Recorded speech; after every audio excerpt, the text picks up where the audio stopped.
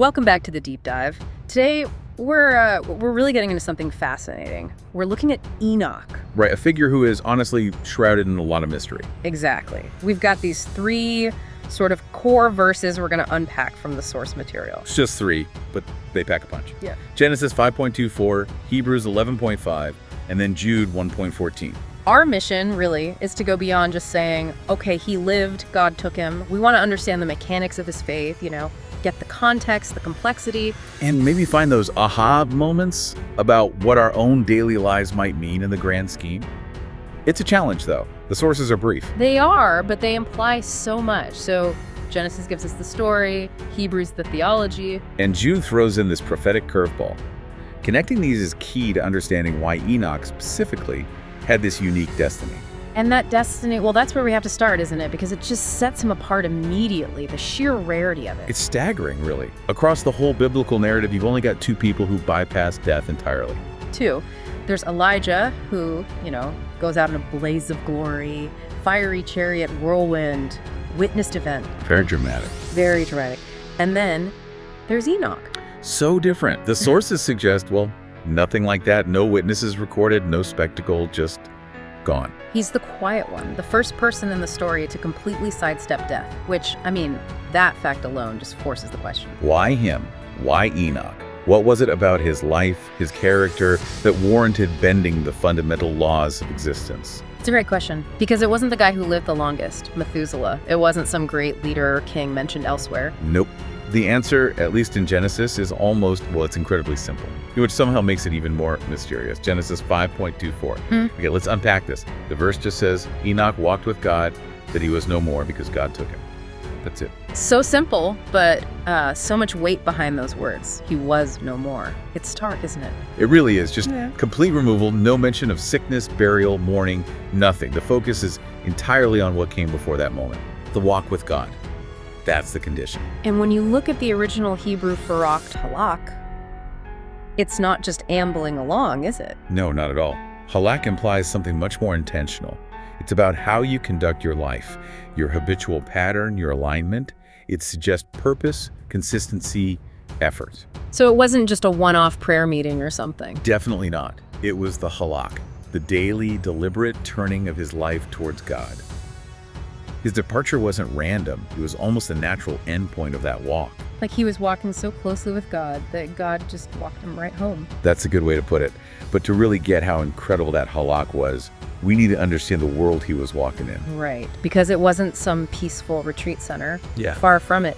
Yeah, it's easy to picture him, as this serene figure in a garden somewhere. But the sources paint a very, very different picture of his times. Absolutely critical context. This wasn't a golden age of faith. We're talking about the generations leading right up to Noah's flood. The antediluvian era. Exactly. And Genesis 6 describes it pretty bluntly. It says, the wickedness of man was great in the earth, and that every imagination of the thoughts of his heart was only evil continually. Only evil continually. That phrasing is just devastating. It's not like people slipped up now and then. It was the baseline. The culture was saturated with it. Total moral decay. And think about the lifespans back then. People living for centuries. Hundreds of years. So any bad ideas, any corruption, any rebellion, it wasn't just fleeting. It had centuries to get entrenched, to become sophisticated, passed down, reinforced by the same individuals. Imagine having 900 years to perfect your bad habits. The cultural inertia towards wickedness must have been immense. Immense. And against that backdrop, Enoch maintained his halak for 365 years. Yeah. 3.5 centuries of choosing God when the whole world was running the other way. That's the paradox, isn't it? We often think we need perfect conditions for faith, but Enoch achieved this incredible intimacy right in the middle of, a spiritual cesspool. His faith wasn't just tested, it was constantly under siege. For centuries, his choice wasn't just a private preference, it was active opposition. The world chose violence, rebellion, turning away. And Enoch chose intimacy, consistency. He stood out, not because he was perfect, maybe, but because his fundamental orientation was different. He chose connection when the culture chose corruption. So, practically speaking, for someone listening, what did that actually look like day to day? If everyone else is doing X, Y, and Z, what was Enoch not doing? Well, based on the context in Genesis, he would have had to actively resist the dominant trends, resisting the violence, the kind of arrogance we see in someone like Lamech who boasted about revenge. He likely avoided the kind of intermixing and spiritual compromise that's described later with the sons of God and daughters of men. His walk meant saying no to the cultural norms, refusing to compromise God's standards. His life itself became a kind of quiet protest. So he wasn't necessarily shouting from the rooftops, initially anyway. His standing out was in the steady rhythm of his own life. Precisely. His life was the statement. Just by being different, by maintaining that halak, that closeness to God, day in and day out, for centuries in that environment, that's astonishing. It really is. The pressure must have been constant. Unrelenting. It shows that his intimacy wasn't dependent on his surroundings. Actually, his intimacy dictated how he navigated those surroundings. Which leads us perfectly from the where and when of his walk, this chaotic time, to the how. What was the actual mechanism? Genesis tells us what he did, walked with God. But how did that lead to, well, to being taken? Okay, so Genesis gives us the narrative, the mystery, but then the New Testament, specifically Hebrews, comes along and offers a theological explanation. Right. Hebrews 11.5 is like the commentary track on Genesis 5.24. Yeah. It tells us the spiritual why behind Enoch's departure. Let's look at that verse again.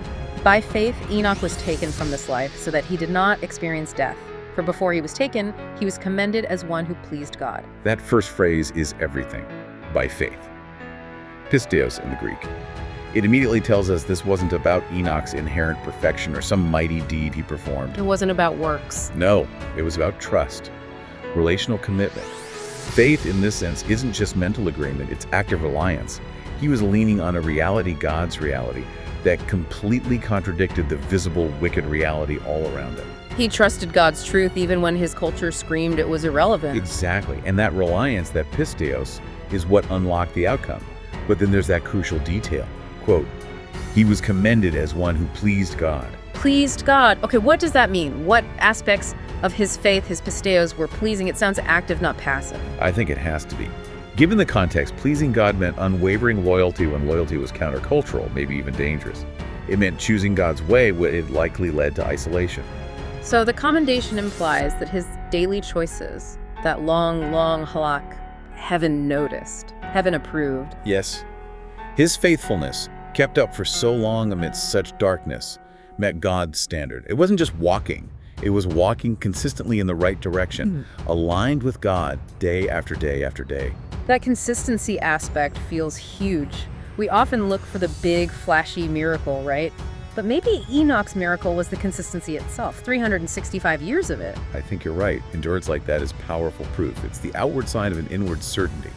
If his faith had wobbled, if he'd given in sometimes, that walk breaks down. The chain is broken. Right. The fact that it wasn't token, that it was sustained for centuries, proves his reliance was absolute.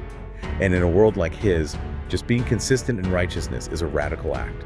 It shows his commitment wasn't based on circumstances. Okay, but let's think about the human side for a second. Sources don't really go there, but he just vanishes. What about his family? His son Methuselah lived for ages after him. What did they think? That's a really powerful point. For his immediate family, it must have been, well, baffling on one level, but maybe also profoundly confirming. He's just gone. Poof, Now, nobody. To the neighbors, the wider corrupt culture, maybe it just looked like a weird accident, or worse. Could be. But for someone like Methuselah, maybe it became this foundational story. God does reward faithfulness, even if the reward looks utterly strange to the world, even if it means bypassing earthly life altogether. So the reward itself, eternity, was maybe confirmation for the faithful few, but just a confusing anomaly for everyone else? I think so. And that really highlights what the reward wasn't. It wasn't earthly power or riches or status. From the world's perspective, he achieved nothing tangible. His reward was entirely transcendent, eternity itself. What's fascinating here is that the ultimate prize had zero earthly currency.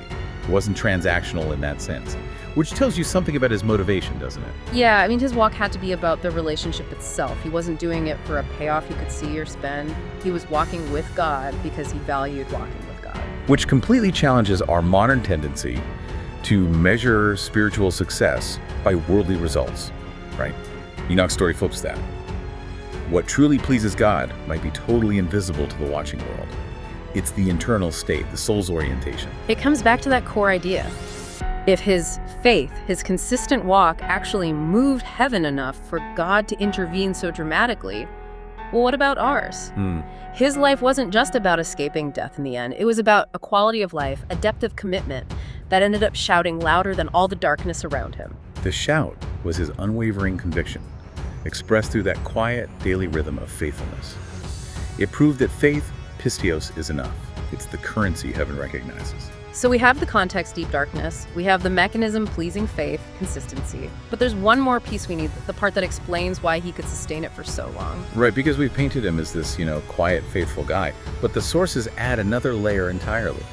Jude tells us he wasn't just walking quietly, he was also speaking out. He was a prophet. Yes, Enoch the seer. This totally rounds out the picture. Jude 1.14 says Enoch prophesied, and specifically about future judgment. This gives his walk a whole new dimension of purpose. And Jude even quotes what Enoch supposedly said. It's pretty intense stuff for that time. It really is. He quotes Enoch saying, "See, the Lord's coming with thousands upon thousands of his holy ones to execute judgment on everyone." And he goes on about convicting the ungodly for their acts and their words.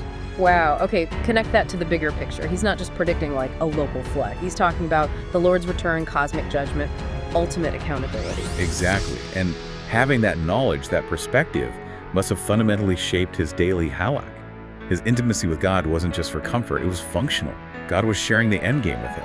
Imagine being possibly the only person in that entire corrupt generation who truly knew the judgment was coming, that the Lord himself was going to show up. That knowledge would give you, a profound sense of perspective, wouldn't it? A detachment from the immediate craziness. The sources put it perfectly, quote, "He lived not just for his time, but for eternity." His focus was completely different. Why get caught up in the power games or the temporary pleasures of his day if you've got this crystal clear vision of ultimate reality coming down the track? It makes the present temptation seem pretty small, pretty irrelevant. That prophetic vision becomes the anchor for his consistency. It gives meaning to the daily grind of faithfulness. He wasn't just wandering, he was walking towards a known, certain future. And look at the specifics Jude mentions in the prophecy. Enoch called out ungodly acts, but also harsh words and grumblers. Yes, it's so telling. His prophecy wasn't just some abstract future thing.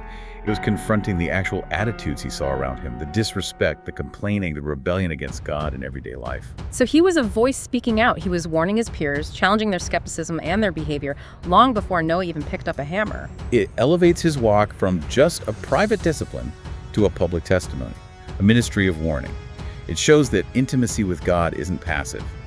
It involves hearing hard truths and having the guts to speak them, even when no one wants to listen. Especially when the message is judgment is coming. That's never popular. Never.